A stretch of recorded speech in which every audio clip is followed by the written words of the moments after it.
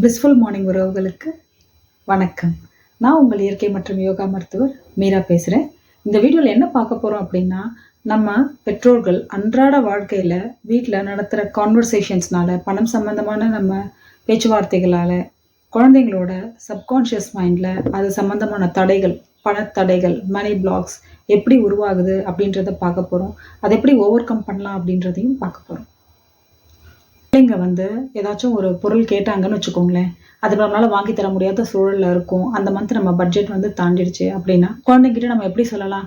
இல்லடா கண்ணா, அடுத்து வாங்கி தரேன் அம்மா, நான் பர்த்டேக்கு வாங்கி தரேன்.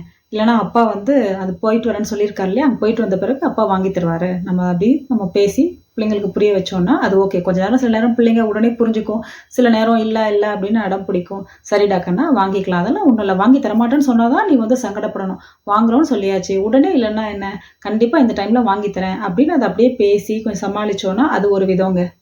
இதுவே இந்த மாதம் தான் ஸ்கூல் ஃபீஸ் கட்டியிருக்கு, இந்த மாதம் தான் கல்யாணம் வேறு, இவ்வளோ செலவு, எல்லாம் எதிர்பார்த்ததை விட அதிகமாக போயிடுச்சு, இப்போ இது வேறு நீ கேட்குற, ஏன்னா பணம் என்ன மரத்துலையா காய்க்குது? இப்படி நீங்கள் சொன்னீங்க அப்படின்னா என்ன ஆகுதுன்னா, குழந்தைங்க ஆழ் மனசில் போய் அது நெகட்டிவாக பதியறது ஒரு விஷயம். அது வேற. நம்ம ஆழ் மனசுக்கு நம்ம இப்படி வாய் விட்டு சொல்கிறதுனால என்ன தெரியுமா அஃபர்ம் பண்ணுறோம்? நம்மக்கிட்ட இல்லை இல்லை இல்லைன்றது தான் அஃபர்ம் பண்ணுறோம். நம்மளால முடியாது, நமக்கு எப்பயும் ஒரு என்ன சொல்ல, ஒரு ஒரு போதாமை இருந்துகிட்டே இருக்குது, நம்மளால முடியாது அப்படின்ட்டு நம்ம ரிப்பீட் பண்ணுற மாதிரி ஆகிடுங்க. இதை சின்ன சின்ன விஷயங்களில் நீங்கள் ஒரு மனக்கசப்போடு சொல்லிக்கிட்டே இருக்கப்போ நமக்கே அது ஒரு மணி பிளாக்காக ஸ்ட்ராங்காக இருக்கும். நம்ம பிள்ளைங்களுக்கும் பணத்தை செலவு பண்ணுறதுல ஒரு பயம், அதை ஹேண்டில் பண்ணுறதுல ஒரு பயம், எல்லாத்துலேயுமே அவங்களுக்கு பணத்தோட ஒரு பயம் வந்துடும். அடுத்து இதனால் வீட்டில் சண்டை சச்சரவு வந்துடுமோ, அப்போ பணம்ன்றது உறவுகளுக்குள்ளே சண்டையை கொண்டு வரும். இப்படி பணத்தோட அவங்க எல்லா நெகட்டிவ் விஷயத்தையுமே அசோசியேட் பண்ணி பார்க்க ஆரம்பிச்சிருவாங்க. அவங்க கான்ஷியஸாக பண்ணுறது இல்லைங்க. நம்ம பெரியவங்க வீட்டில் பண்ணுறது, பேசுறது, நம்ம இமோஷனல் இதை அப்படியே அவங்க ஸ்பாஞ்ச் மாதிரி அப்சார்ப் பண்ணிக்குவாங்க. அதை அப்படியே மாடல் பண்ணுவாங்க, அதை அப்படியே மிரர் மாதிரி பிரதிபலிப்பாங்க. அவங்க சப்கான்ஷியஸ் பிலீஃப்ஸ் எல்லாம் நம்ம கிட்டேருந்து தாங்க ஃபஸ்ட்டு உருவாகும்.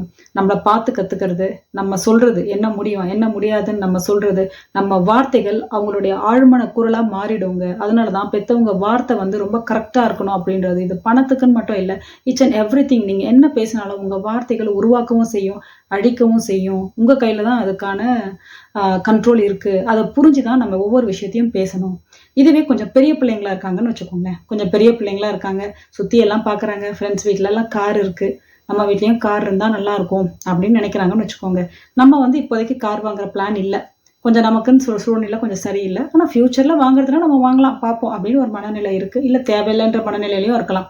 இப்போலாம் கார் கேட்குறா அப்படின்னா, உனக்கு சும்மா வேறு வேலை இல்லை, போக வர எதனா பார்த்தானா கேட்டுகிட்டே இருக்கிறது தான். கார் வாங்கணுமா? கார் வாங்கினா என்னென்ன பண்ணணும் தெரியுமா? முதல்ல பார்க்கிங் வேணும், அடுத்து காரை சும்மா வாங்கி செஞ்சிட முடியுமா? சும்மா நின்றுச்சுன்னா கூட அதுக்கு நம்ம மெயின்டெனன்ஸ் நம்ம பண்ணிகிட்டே இருக்கணும், அதை சர்வீஸ்லாம் எவ்வளோ செலவாகும் தெரியுமா அப்படின்ட்டு. அது வந்தால் என்னென்ன நெகட்டிவோ அதையே சொல்கிறது. அதுக்கு மாதம் நம்ம இஎம்ஐ கட்டணும்.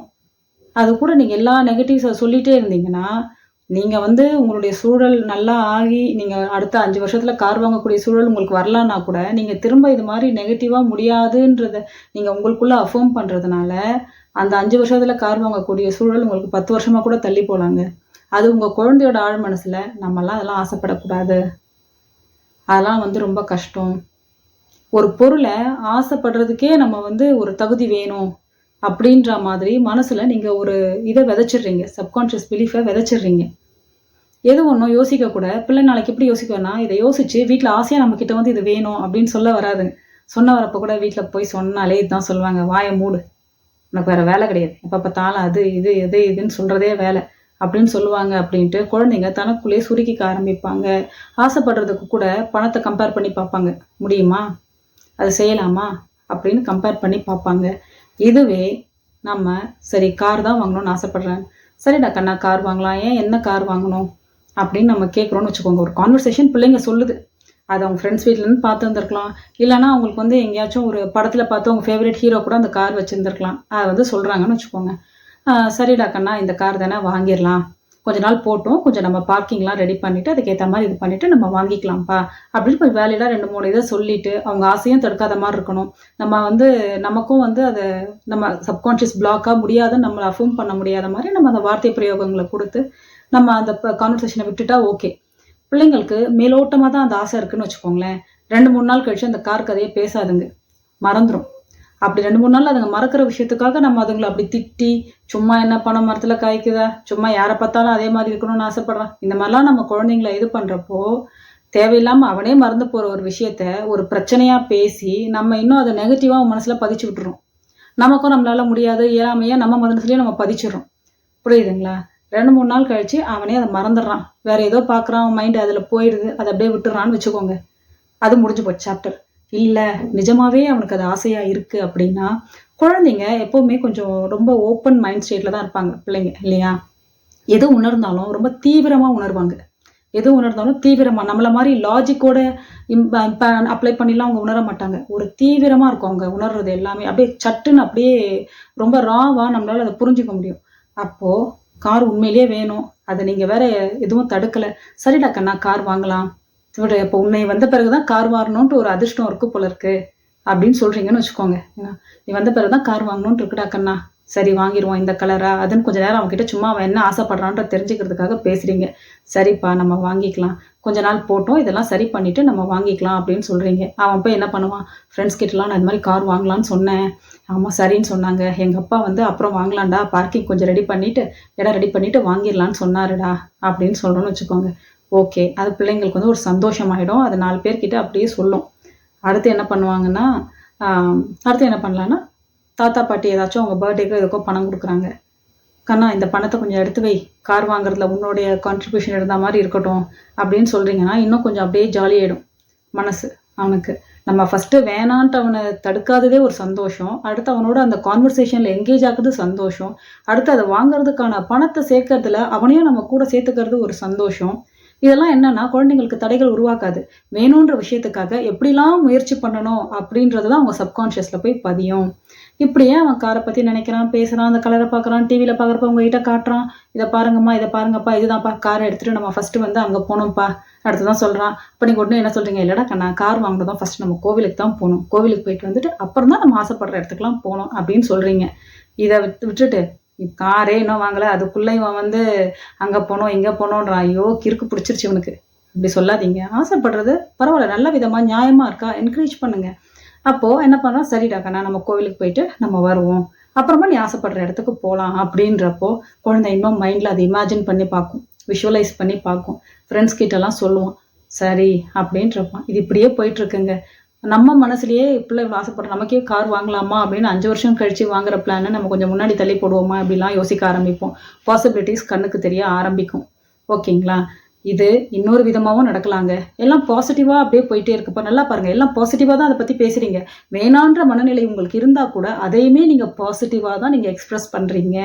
அப்படி நீங்க எக்ஸ்பிரஸ் பண்ணும்போது பாசிட்டிவான மனநிலையில ஓப்பன் மைண்டடா இருக்கப்போ திடீர்னு போய் ஏதோ ஒரு பொருள் வீட்டுக்கு ஒரு மிக்சியோ ஒரு கிரைண்டரோ ஏதோ ஒன்று வாங்குறீங்க, அதுல ஒரு குலுக்கல் பரிசுல டக்குன்னு ஒரு கார் விழுந்துருச்சுன்னா, ஒரு பம்பர் ப்ரைஸ் அடிச்சிருச்சுன்னா, என்னங்க மேடம் அப்படியே நீங்க விட்லாச்சாரியார் படம் மாதிரிலாம் சொல்றீங்க? அப்படிலாம் இல்லைங்க. மேஜிக் எப்போ வேணா நடக்கலாம், மிராக்கிள் எப்போ வேணா நடக்கலாம். என்ன ஏதுன்னு நமக்கு அது தெரியாததுனால தானே அதுக்கு மிராக்கிள் மேஜிக்லாம் பேர் வச்சிருக்கோம்.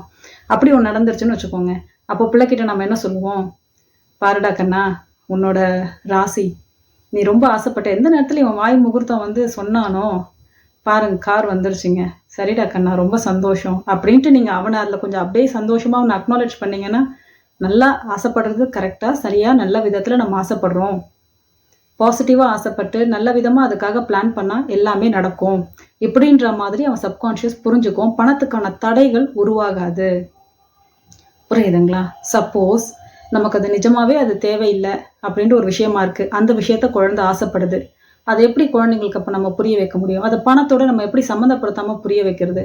குழந்தைகிட்ட சரிடா கண்ணா நீ இப்படி சொல்ற, ஆனா அம்மாவோட அனுபவம்லாம் இதை வேற மாதிரி சொல்லுது, இது நமக்கு வந்தா சில விஷயங்கள் நம்ம ஆசைப்படுறப்போ அது நமக்கு நல்லதா தோணும், அது வந்தா நம்ம வாழ்க்கை நல்லா இருக்கும்னு தோணும், ஆனா அதனால பிற்காலத்துல பிரச்சனை வர்றதுக்கான வாய்ப்புகள் இருக்கலாம், நமக்கு அது இப்ப தெரியாது.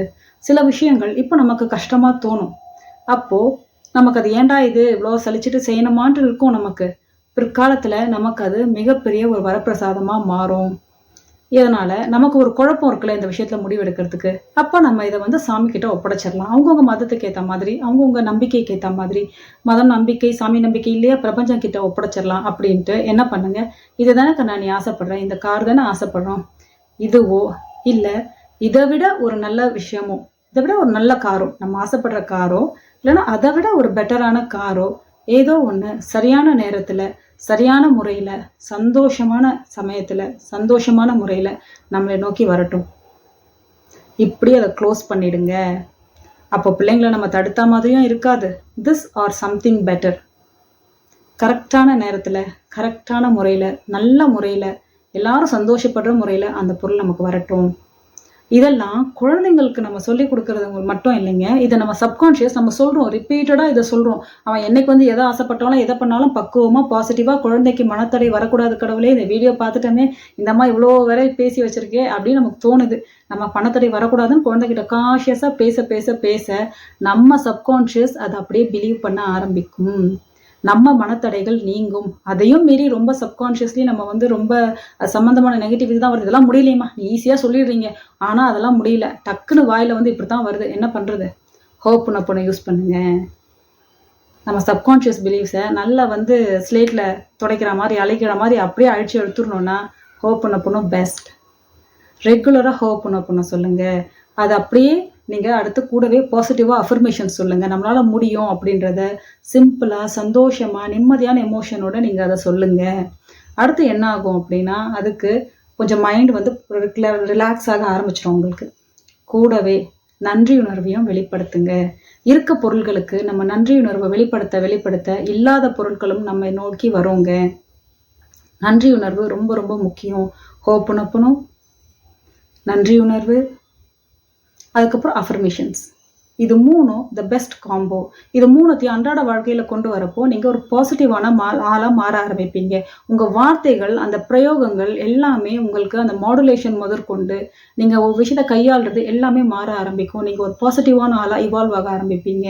அப்படி நீங்கள் பாசிட்டிவான ஆளாக இருக்கப்போ உங்கள் குடும்பத்தில் அதுதான் எதிரொலிக்கும். அப்போது உங்களை சுற்றி இருக்க எல்லாருமே உங்கள் வார்த்தைக்கு ஒரு மதிப்பு தருவாங்க, உங்களுடைய பேச்சை வந்து கவனிப்பாங்க. காமன் கம்போஸ்டாக நீங்கள் நடத்துகிறப்போ எல்லா இடத்துலையுமே அது ரிஃப்ளெக்ட் ஆக ஆரம்பிக்குங்க. இந்த காமன் கம்போஸ்ட் உடனே ஒரு நாளில் வந்துருமா? வராது. குழந்தைங்களுக்காக சின்ன வயசுலேருந்து வரணும், நம்ம கவனித்து பேசுகிறோம். நம்ம வளர்ந்துட்டோம், இத்தனை வயசாச்சு, நமக்கு எப்படிங்க இவ்வளோ சீக்கிரம் நம்மளால் மாற்ற முடியும்? கான்ஷியஸ் ப்ராக்டிஸ் தான் தேவை. முடியாதது கிடையாதுங்க, ஈஸி தான். ஆனால் கொஞ்சம் கான்ஷியஸாக ப்ராக்டிஸ் பண்ணணும். அதைத்தான் நம்ம பிளிஸ்ஃபுல் மார்னிங் செஷனில் செய்துட்ருக்கோம். நம்ம இந்த விஷயத்துக்கு தான் செய்கிறோம், அந்த விஷயத்துக்காக செய்கிறோம் அப்படின்ட்டு இல்லாமல் ஓவராலாக நமக்குள்ள எல்லாத்தையுமே ஒரு பாசிட்டிவான கண்ணோட்டத்தில் அணுகிறதுக்கு, எல்லா மனத்தடைகளையும் நீக்கிறதுக்கு, அது எந்த லெவலில் இருந்தாலும், ஹெல்த்தில் இருக்கலாம், ரிலேஷன்ஷிப்பில் இருக்கலாம், கரியரில் இருக்கலாம், பணத்தில் இருக்கலாம், எல்லா ஆழ்மன தடைகளையும் நீக்கிறதுக்கு நம்ம ஹோப்புனப்புனும் ரெகுலராக சொல்லிகிட்ருக்கோங்க. அதுக்கப்புறம் நம்ம உட்காந்து நன்றி உணர்வை எழுதுகிறோம். ஒவ்வொரு விஷயத்தையும் எழுதி நம்ம மனசில் அதை பதிவு பண்ணுறோம். தண்ணீரை நம்ம ப்ளஸ் பண்ணி குடிக்கிறோம். இதெல்லாம் ரெகுலராக நம்ம பிளிஸ்ஃபுல் மார்னிங் செஷனில் பண்ணிகிட்டு இருக்கோம். ஆசனாஸ் பண்ணுறோம், பிராணாயாமா பண்ணுறோம், முத்ரா பண்ணுறோம். அந்த 1 hour ரொம்ப பவர் பேக்டாக எப்போ ஆரம்பிக்குது எப்போ முடியுதுன்னே தெரியாத மாதிரி இருக்குங்க. பவர்ஃபுல்லான செஷன். உங்களுக்கு இதில் சேர்ந்து நான் கொஞ்ச நாள் வந்து பயிற்சி பண்ணிக்கிறேன், அப்புறம் அதை நான் லைஃப்பில் இம்ப்ளிமெண்ட் பண்ணிக்கிறேன்னா தாராளமாக நீங்கள் ஜாயின் பண்ணிக்கலாம். அதுக்கான டீட்டெயில்ஸை நான் டிஸ்கிரிப்ஷனில் கொடுத்துருக்கேன், பாருங்கள். இல்லைங்க அந்த நேரத்துக்கு தான் நான் வந்து சமைச்சிட்ருப்பேன், காலையில் 6:30 மணிக்கெல்லாம் என் வீட்டில் கிளம்பிடுவாங்க, அதுக்குள்ளே நான் வந்து லஞ்ச் கட்டி கொடுக்கணும், பிரேக்ஃபாஸ்ட் கட்டி கொடுக்கணுன்ட்டு இருக்கா. ஒன்றும் கவலை இல்லை. நம்ம வீடியோஸ் பார்க்க உங்களுக்கு எப்படி செய்யலாம் எப்படி செய்யக்கூடாதுன்னு ஒரு புரிதல் வந்திருக்கும். அதை உங்களுக்கு கிடைச்ச நேரத்தில் நீங்கள் ஃபஸ்ட்டு அதை சின்னதாக இம்ப்ளிமெண்ட் பண்ண ஆரம்பிங்க. நீங்கள் ஒரு அடி எடுத்து வச்சிங்கன்னா உங்களை நோக்கி பிரபஞ்சம் பல அடிகள் முன்னாடி எடுத்து வைக்கோங்க. எல்லாம் தேவையே உங்களுக்கு அந்த கன்விக்ஷனும், நம்மளால் முடியும், நம்ம மாற்றத்தை கொண்டு வரணும். நம்ம மட்டும் இல்லை, நம்ம மாறுறது நம்ம குடும்பத்துக்கானது. நம்ம குடும்பத்துக்காக நம்ம வந்து பல இடத்துல போய் மெனக்கடணும் இல்லை, இருந்த இடத்துல இருந்து ஒரு 5-10 நிமிஷம் கான்ஷியஸாக நம்ம நினைக்கிறதையும் வார்த்தைகளையும் பார்த்து பேசுறதுனால நம்ம வாழ்க்கை, நம்ம குடும்பம் எல்லாமே அற்புதமாக இருக்கும். அப்படின்னா இதை விட ஒரு சிம்பிளான சொல்யூஷன் என்னங்க இருக்க முடியும்? இப்போவே ப்ராக்டிஸ் பண்ண ஆரம்பிங்க. வாழ்க்கையை அடுத்த கட்டத்தை நோக்கி போங்க. சந்தோஷமாக நிம்மதியாக இருங்க. எல்லாமே ஈஸியாக எஃபர்ட்லெஸ்ஸாக நடக்கும்னு இந்த மாதிரியான வார்த்தை பிரயோகங்களை நிறைய யூஸ் பண்ணுங்கள். எல்லாமே நல்லதாக நடக்கும். நன்றி, வணக்கம்.